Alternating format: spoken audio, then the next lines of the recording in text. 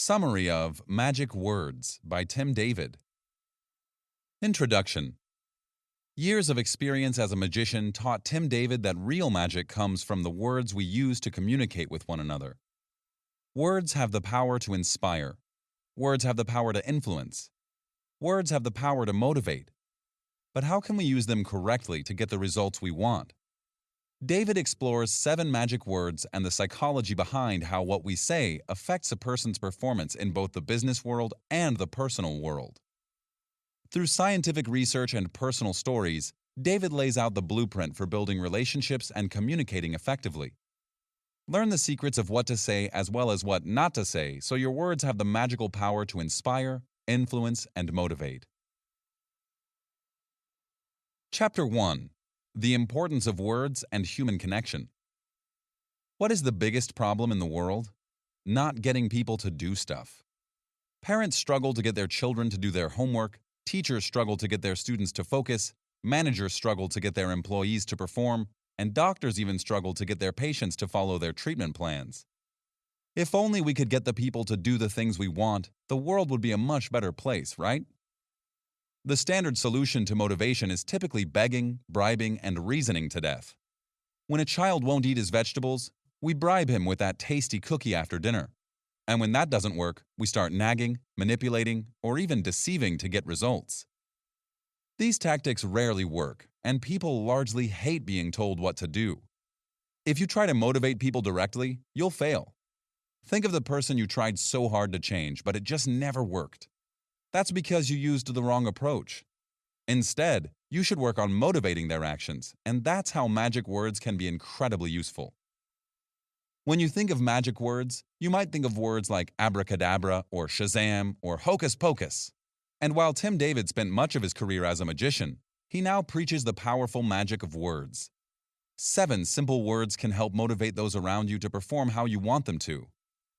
However, as the best-selling author Daniel Pink says, motivation is not something we do to other people. The old phrase goes, you can lead a horse to water, but you can't make him drink. Well, as Tim David says, you might not be able to make him drink, but you can make him thirsty. The human brain is complex, but the vast majority of them are already thirsty. They crave direction and influence. You simply need to find a person's motivation and tap into it. When you successfully do that, you'll no longer have a problem of finding motivation, but directing it. The first step for getting results is establishing a little thing called human connection. Human connection is the soil where getting people to do stuff grows. By establishing a connection, you can make several mistakes and still get results. However, if you fail to do this, it's as simple as game over. Think about it. When teachers truly connect with their students, learning happens.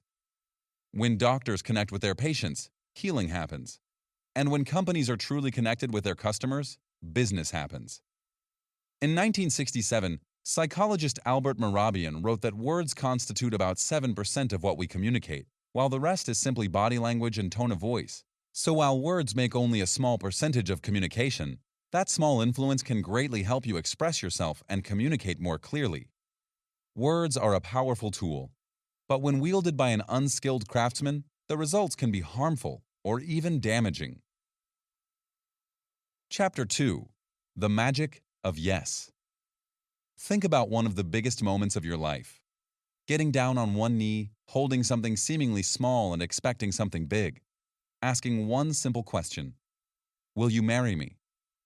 The question followed by silence, shock, and crying.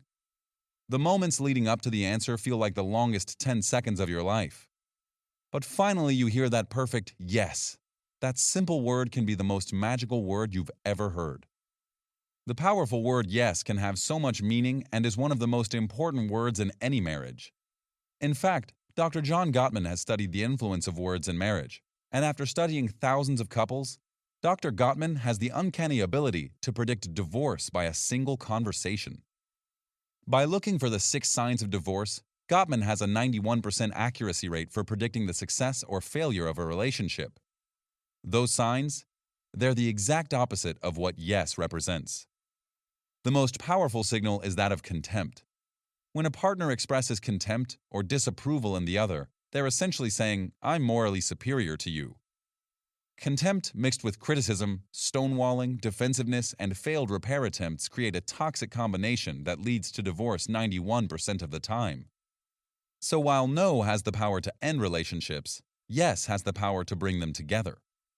Yes bridges conflict, fosters admiration, creates shared experiences, and offers acceptance. Within a marriage, yes is a magic word with impressive power. Without it, marriages fail. With it, marriages prosper. But can the magic word influence other relationships in our lives? Simply put, yes. As humans, we fear rejection. That feeling of connection and being in a group is key to our survival. This is why public speaking is one of the #1 fears of people. It exacerbates our fear of rejection as we wonder if people will accept us or not. However, when we hear yes, we feel connected and appreciated. Yes is the ultimate magic word. The key to hearing this magic word is by restructuring the questions you ask. For instance, when something goes wrong in the office, instead of simply saying, "Please fix this for me," you should ask, "Can we fix this?" If you can get someone to say yes, you'll find they're more likely to actually do it. Research suggests that getting a person to say yes 2 or 3 times before you get to the actual request increases the likelihood of success. For instance, one study focused on a group of salespeople who tried to get potential customers to say yes at least 3 times before getting to the sale. Those that succeeded increased their success rate from 18 to 32%. This is why small talk is so important. The purpose is essentially to find some common ground and get a prospect, potential partner, or even an employer to find themselves agreeing with you more and more.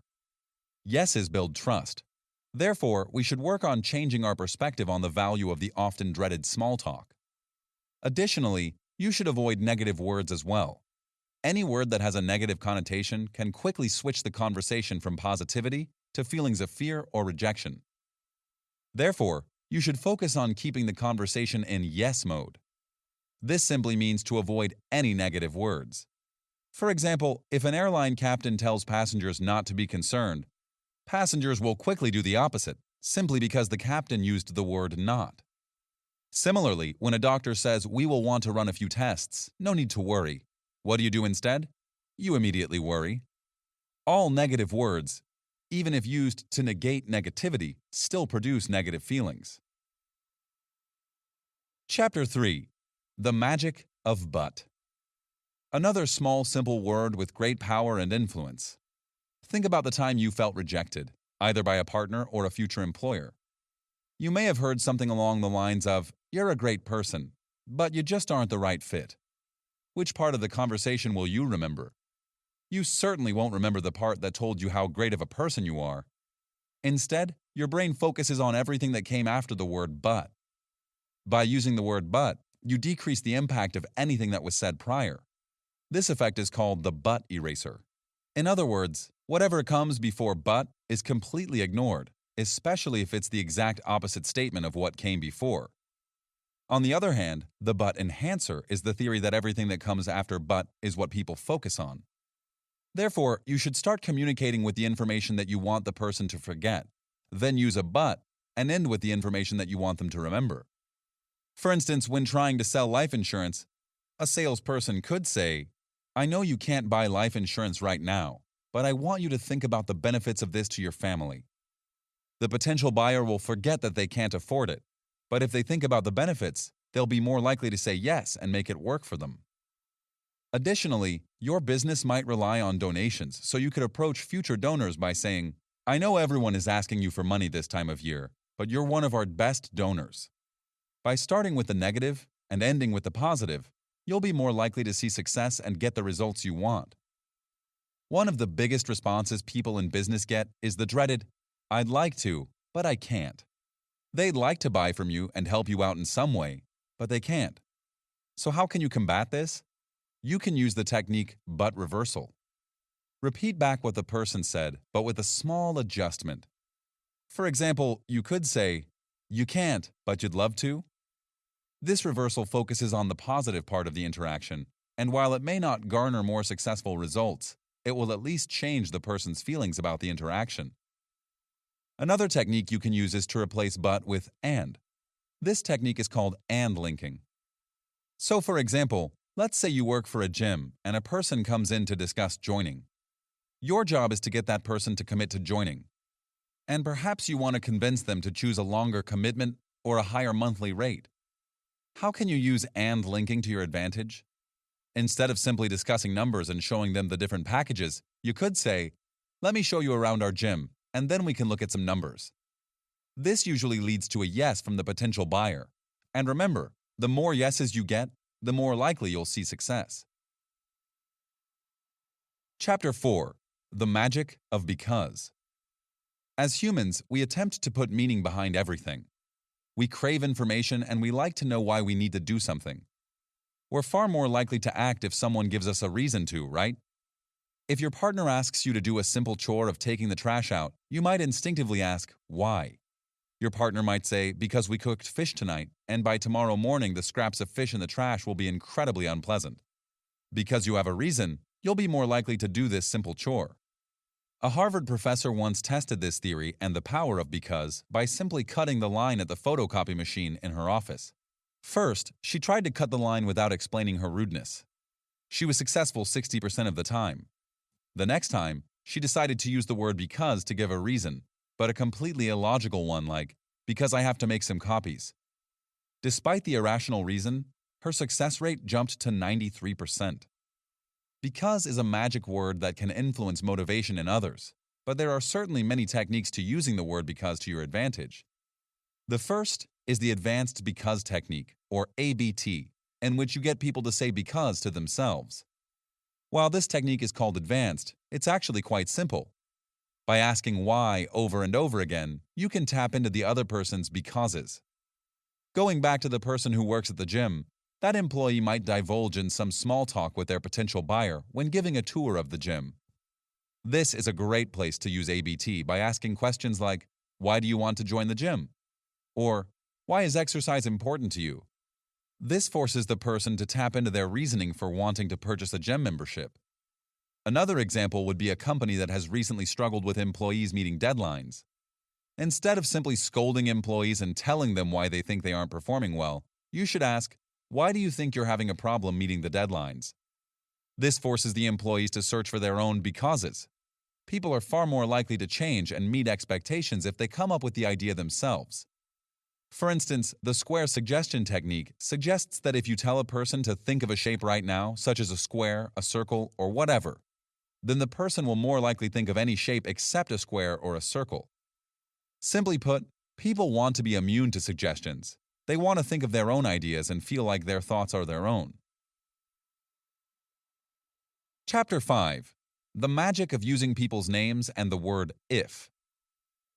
Why is it that when you're in a noisy room you can pick out the sound of your name just like that? You could hardly hear the person next to you, and suddenly your attention was elsewhere. That's because we're biologically programmed to pay attention to the sound of our names. Using a person's name is an important magic word that can help you build trust and a connection with others. People place importance on their names, and for good reason. Names are a part of our identity, and so people feel highly valued when they hear their name or even a word that is similar. This is called the name-letter effect, where people tend to prefer the letters in their name over any other letter in the alphabet. For instance, research proves that people named Kathy prefer Coke to Pepsi, and people named Peter prefer Pepsi. Additionally, the number of women named Georgia is 88% higher in Georgia than it is in any other state. If this doesn't prove the power of names, I don't know what else does. Using names is powerful, so it's important to use them wisely. First, people often leave jobs when they feel underappreciated or not valued. It's important to see your employees as people and not numbers. To help with this, learn names quickly and identify introverts. Call on introverts by name to get their input. Perhaps send them a direct email instead of asking their opinion in front of their peers. It's important to work with people one-on-one at times to make them feel appreciated and valued. Additionally, you can use names to diffuse an escalating situation. If a person begins to go off the rails, you can bring them back down to earth simply by saying their name. It will both calm them as well as bring their attention back to you. So remember names. Listen to it once and say it back twice. Make active visual aids to remind you. Tim David argues, for all the value that using someone's name brings to the table, You can really blow it big time by forgetting their name. The next magic word, if, forces people to think hypothetically and has many powerful abilities to help foster motivation and engagement. One of the powers of if is that it has the power to combat reverse psychology. As mentioned in the magic of because, people are more likely to make a decision that is their own. People don't want to be influenced. This can be further proven with the magic of if, when Matthew T. Crawford and his colleagues once asked participants to gamble on one of two equally skilled football teams. If one of the researchers suggested betting on a particular team, the participant would bet on the other team 76.5% of the time, simply because they wanted to exert their free will. Additionally, when the researchers said statements like, "If you don't bet on them, think how you'll feel when they win," then 73% of participants took their advice. You can also use the power of if to combat people whose response is frequently, "I don't know," or "I can't do this." You can use if to guide their thoughts in a certain direction. When someone tells you, "I don't know," you can simply respond with, "What would you say if you did know?" This forces them to direct their thoughts to what they do know, which will likely lead them to the answer you're seeking. Additionally, when a person says, "I can't," you shouldn't simply just respond with, "Yes, you can." This response negates the person's feelings. Instead, you should say something like, "I know you feel like you can't, but what would happen if you did?" Start by agreeing with them, use the but eraser, and finally use the magic word if to redirect their thoughts. Chapter 6. Asking for help and giving thanks. The key to having successful employees, students, children, etc. is to turn them from spectators into active participants. For instance, when you go to a comedy show and the comedian asks for participation, they're no longer spectators, but active participants in which the comedian guides them through the experience. Your role as a manager, teacher, parent, etc. should be similar. So how can you do this? Ask for genuine help. As a manager, asking for help has a different name. It's called delegating, and there's a right and a wrong way to delegate tasks. For instance, if someone asks for a task, let them take it. Even if they're a newbie, they'll appreciate the challenge and the opportunity. Your job is to foster engagement, so giving tasks to those who ask is important. Additionally, you should resist the urge to fix or correct their methodologies. Remember that a task can only have one owner, so when you jump in to correct, you've taken back ownership. In doing so, you've ruined your relationship with that person. Think about which is more important, the task or the relationship. In some scenarios, the task is certainly more important when stepping in to fix and correct. For instance, a driver's ed teacher might need to intervene to correct the driving of a teenager, or a nurse might need to intervene to correct the dosage of a patient. Both could have dire consequences if done incorrectly. So before you intervene, think about the consequences and determine which is more important. The last magic word is thanks. Thanks is important to the success of any business. They need to thank all those involved, from the employees to the customers. Customers who feel valued are more likely to return, and employees who feel appreciated are more likely to stay. After a project, an employee should feel both accomplished and proud of what they've done, and part of that is receiving praise from their boss. Keep your employees happy by showing appreciation for what they do. This can come in more ways than simply saying thanks. Perhaps start by smiling more often. Even showing up on time shows that you value your employees' time. Create a thanks culture where everyone is recognized. Remember, your business wouldn't exist without them. Final summary. Your body language and your tone of voice can indeed say a lot about how you feel and communicate. However, we shouldn't discredit the magic of our words. Words are powerful. They have the power to motivate and influence others, but they also have the power to tear someone down. When used correctly, our words can create a culture of positivity and build a human connection unlike any other. Communication is key in building a strong connection, and the 7 magic words can help you make that connection even stronger. Elicit yes while avoiding no. Redirect a person's attention with but. Motivate with because and if. And finally, show your appreciation with help and thanks.